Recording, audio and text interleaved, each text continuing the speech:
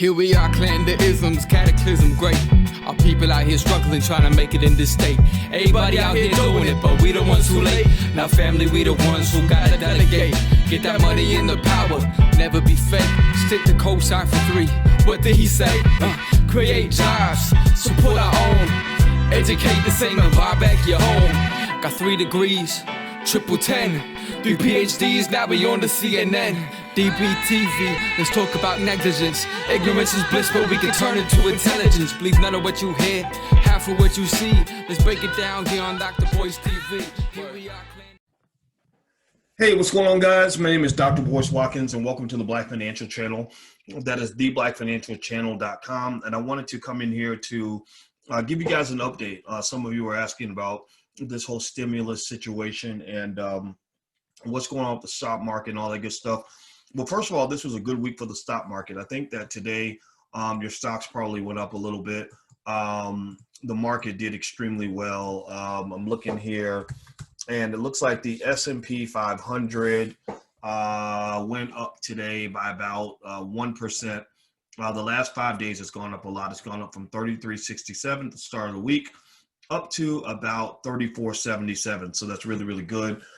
If you're an investor, raise your hand. Let me know if you're an investor. I'm just going to tell you that integration and jobs might make you feel good, but that's not what's going to protect your family. So I encourage you to be an investor, not just a trader, not just a person who buys a bunch of stock and tries to sell and buy and sell and buy. The stock market is not a casino, not just a person who buys a bunch of stock options and hopes for a fast payoff. That stuff feels good when it works, but it feels terrible when it doesn't work. Instead, be a long-term investor. That's really important. So let me give you some breakdowns on the stimulus package. If you're watching online, if you're watching on the YouTube channel, please hit the thumbs up button. Make sure you subscribe and all that good stuff. And so here's the deal. All right, first of all, with the stimulus, the interesting thing right now is there's a lot of back and forth, a lot of mixed messages. I heard this morning that Mitch McConnell was saying that that it could be, that there won't be any stimulus for the next 3 weeks. Right before that, Donald Trump had said, that the negotiations were falling apart and that he was going to walk away and he wasn't going to do anything until after the election. Well, when that happened, the first thing that I remember saying, if you go back and watch the video, I said, he's not going to wait that long. He's just, the market plummeted. And I said, okay, if what I'm going to do, I'm going to go and buy stock right now. I'm going to go buy a lot of stock because I believe that the market's going to rebound very quickly, maybe by tomorrow. And the market rebounded by tomorrow. The next day, the very same stock that you could have bought for $8 was now back up to $10. So it was like easy money. Donald Trump is he's a factor in himself, excuse me, in the sense that he makes it easy for you to win in the stock market. Because he says things 1 minute and then it moves the market, but then he reverses course pretty quickly. He's a negotiator. So basically, in the spirit of negotiation, he says, there won't be any stimulus. And then overnight, he's literally tweeting that he's ready to sign a package. If they send out $1,200 payments, he said, I'll sign that. If they want to help the airlines, he said, I'll sign that. If they want to help give out small business loans, I'll sign that. So what he was basically saying is that I want a smaller, more targeted package, and the Democrats want something bigger, more comprehensive. Well, that's not necessarily going to fly because there's a lot more to pay for than just airlines and small business loans and $1,200 stimulus checks. You have a lot of money that needs to go to healthcare. A lot of the states need to be bailed out. A lot of states are in bad shape because of all the shutdowns. That's kind of a paradox that I think that the Democratic Party created for themselves, is they were all about the shutdown. But the problem is now these states are going bankrupt. These cities are going bankrupt because of the shutdowns. And so there's a battle right now over who's going to bail them out. So I think Trump's using that kind of as a bargaining chip. One of the things about the individual payments, lucky for, those who care about this sort of thing, the Democrats and Republicans both agree that they want to send a check out to the American people. It's not because they love you, it's because they want you to love them.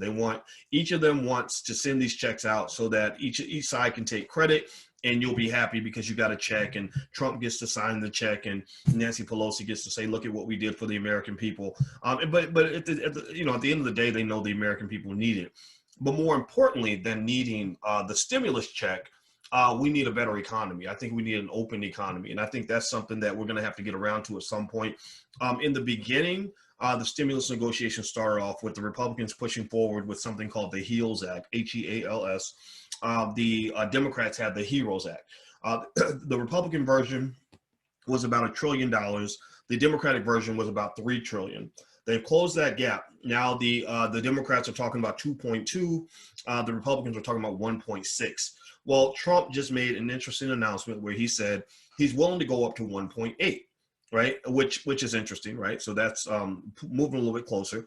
The Democrats want things like child tax credits, earned income credits. The Republicans don't want that because that's not who they represent. They tend to represent business owners or wealthy people, right? They're not necessarily all that, how can I say this?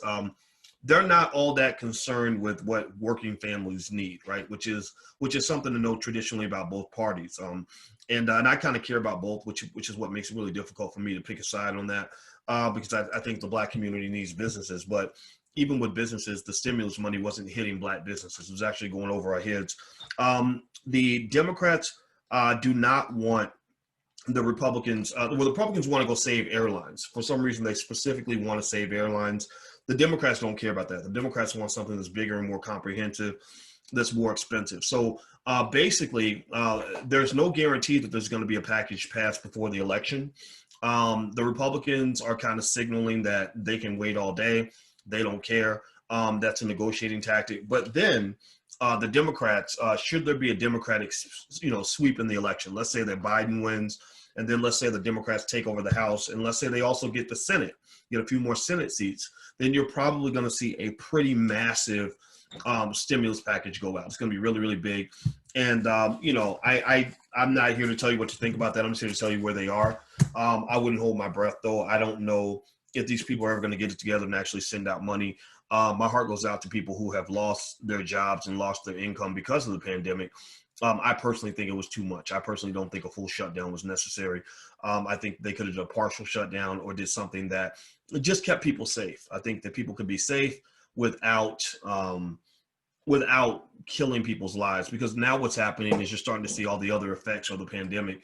I know therapists whose offices are overflowed because they have so many young people that are suicidal and depressed, and the domestic violence is out of control. People are getting evicted. So I kind of think they need to consider all the effects of the pandemic, not just the virus itself. Are you investing in Bronzeville? I actually own some property in Chicago. Bronzeville is actually an area that I am going to invest in, though, because Bronzeville is up and coming. And I am going to buy some property in Bronzeville. Thank you for the compliment about the teeth thing. It's a little bit weird. It was almost a little self-conscious because, I had to sort of confront my own weakness, my own limitation, which was that I needed to do some stuff with dental health. And it's a long process, and I put it off for a long time. But fortunately, I had a great Black woman next to me who pushed me to get better. That's what people do when they love you. When people love you, they push you to do better. They don't tell you, oh, you're perfect just the way you are. Like if you're overweight, they're not going to say, oh, you should stay overweight. They're going to say, hey, let's go to the gym, right? And that's the kind of person I'm choosing to marry, because I wanted a woman who was going to challenge me, at the same time support me, let me know, hey, you're great the way you are, but here's how you can do better. And I think that's important because I grew up with accountability, and I think accountability is very limited in our society. A lot of people, unfortunately, they're trained to kind of feel like victims or feel sorry for themselves or feel powerless. Like, oh, there's nothing I could do. I'm in this bad situation. There's nothing I can do. I wasn't raised that way. I was raised to believe that your choices play a huge part in where you end up. So, so right now you're talking to a guy who's talking a little bit like Elmer Fudd because he's getting used to some of the dental work. I'm trying to learn where to put my tongue when I talk. That's why sometimes if I sound like I'm saying suffering fuckatash, it's because when I put my tongue where it used to go, it makes me sound crazy. So please be patient with me. God is not through with me yet. And my goal is to be a better Black man by the time all this is done. So anyway, guys, I'm out of here. Do me a favor, hit the thumbs up button, share and subscribe button if you haven't done it yet. Also, if you want a free e-copy of my book, It Takes a Village to Raise the Bar, you can go to allblackeconomics.com. That's allblackeconomics.com. And the Powernomics Masterclass starts on the 15th. That is Powernomicsmasterclass.com with Dr. Claud Anderson, Powernomicsmasterclass.com. Oh, she said I look handsome. You better quit lying, girl, in here flirting. Don't be flirting in the chat. What you doing? What you doing? At least you're going to get you. Anyway, y'all take care, and thank you for hanging out with me, and I'll see you soon. Bye-bye.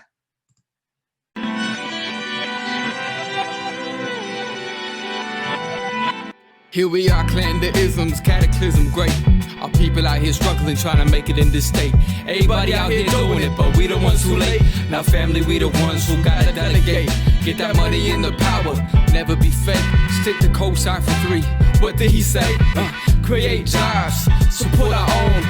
Educate the same and buy back your home. Got 3 degrees, triple 10. 3 PhDs, now we on the CNN. DBTV, let's talk about negligence. Ignorance is bliss, but we can turn it to intelligence. Believe none of what you hear, half of what you see. Let's break it down here on Dr. Boy's TV. Here we are.